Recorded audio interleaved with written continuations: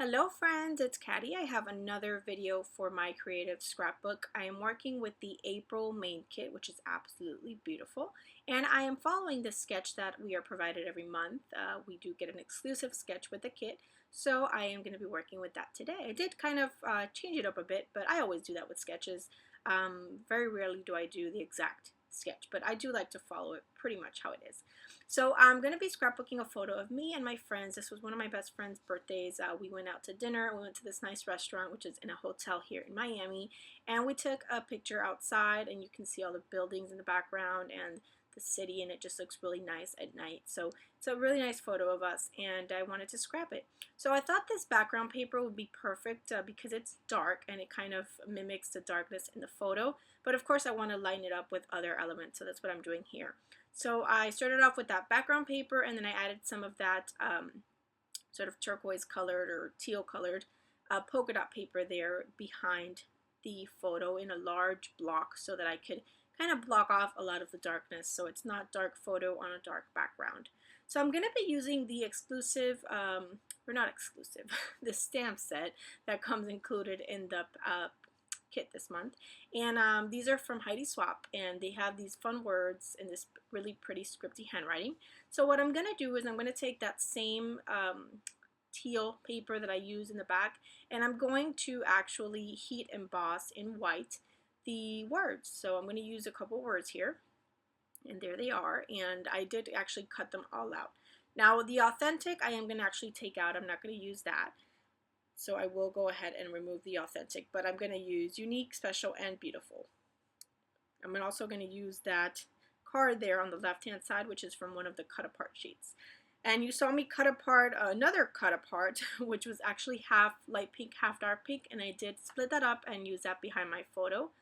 And I'm just taking a scallop punch now, and I'm using it with this pretty orange paper.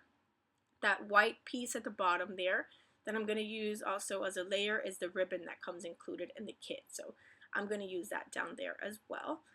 And that's just going to kind of separate the orange from the background so you can see the scallops a little bit better. So I'm going to start kind of getting things down here. I know this is pretty much where I want this to go, and I like the way this is going. So I decided I wanted another scallop up at the top. So I'm going to go ahead and add that yellow paper scallop edge at the top. And then I'm going to start adhering some things down here. Again, because I knew this is where I wanted this to go. I'm using my fine line bottle there with some Scotch quick dry adhesive to adhere that ribbon or that paper to that ribbon. And yeah, I'm just going to create some layers. Now I did go ahead and take some foam, which is that purple piece that you see back there. That's just inexpensive craft foam, and I did add it to the whole back of that whole piece there, so it can kind of have some dimension and pop up. And I like to do that a lot. I really like dimension in my layouts. So I'm going through the ephemera here and trying to see what I want to use, just trying to figure out what pieces. And I'm going to pick out a few pieces. I'm not going to use too much ephemera on this. I didn't think it really needed a lot of ephemera because that background is pretty busy, and I have just kind of wanted just like a simple type of grid going across the center of the page there with that cut apart, my picture, and then the words. So what I decided to do after I had put the foam on the back of the of the whole piece here is I decided that I wanted to do some stitching. So I'm going to hand stitch. So what I'm doing here is I'm going to just draw some, kind of put my ruler on top of the paper so I can get a straight line, and then just draw out where I wanted to poke my holes. And then I'm going to take some white embroidery floss and just go through it with a really simple stitch there across the bottom, the top, and I'm also going to go around that card that says I woke up like this. So it went through, when I actually used my pokey tool through the foam, it went through really easily, so it really didn't give me any grief at all. So that was good because it was kind of an afterthought. I should have probably thought about it before, but it wasn't difficult at all. So I took that ampersand, which is in the ephemera pack, and I did back it with some pink paper, and I'm going to go ahead and place that. So really my title is Special, Beautiful, and Unique. I'm going to use that pink flower and then that little cluster of flowers down there.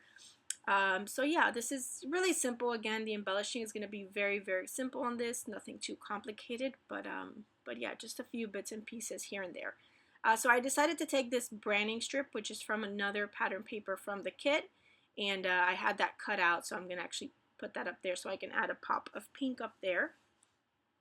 And I like how that looks. So I'm going to add a heart up there as well. And then I decided to take this paper, which is from Chamel, and I'm actually going to I thought about using that strip there a little bit thicker, but I am going to trim it down and just use it the top and the bottom just to bring in a little bit of lighter pink as a nice contrast. There is light pink in that floral background paper, so I thought it would be nice to bring in some pink.